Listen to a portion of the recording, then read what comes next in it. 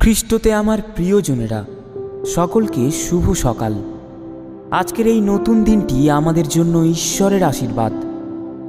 Bible বলে এই দিনটি প্রভুর সৃষ্টি, আমরা এতে আনন্দ করব ও উল্লাস করব। তাহলে আসুন আজকের সকালটি আমরা প্রার্থনা দিয়ে শুরু করি। হে প্রভু, আজকের সকালে আমি তোমাকে ধন্যবাদ জানাই। ধন্যবাদ, তুমি আমাকে ও আমার পরিবারকে রক্ষা করেছ।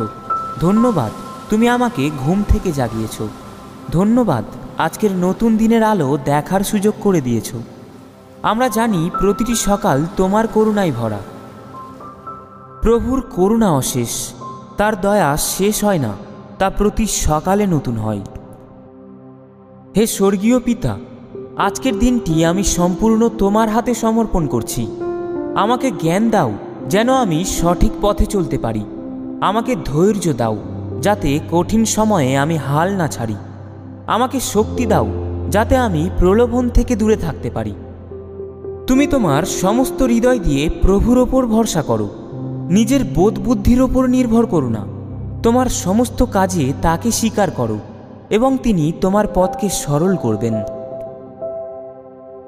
হে প্রভু, আজ আমি শুধু নিজের জন্য নয়, অন্যদের জন্যও প্রার্থনা করছি। যারা অসুস্থ তাদের সুস্থ করো, যারা দুঃখে আছে তাদের সান্ত্বনা দাও, যারা দরিদ্রে ভুগছে তাদের প্রয়োজন মেটাও, যারা একাকী তাদের পাশে একজন বন্ধু দাও।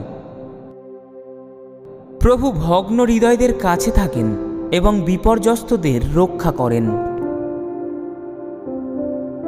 প্রভু, আজ যেন আমার কথা, আমার কাজ, আমার মন সব তোমার মহিমা প্রকাশ করে।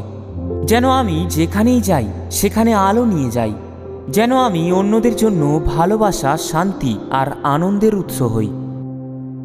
প্রভু, আজকের দিনটি আমাদের সবার জন্য নিরাপদ, আনন্দময় ও আশীর্বাদে পূর্ণ করো। আমাদের পরিবারকে রক্ষা করো, আমাদের কর্ম সফল করো আর আমাদের হৃদয়কে শান্ত রাখো।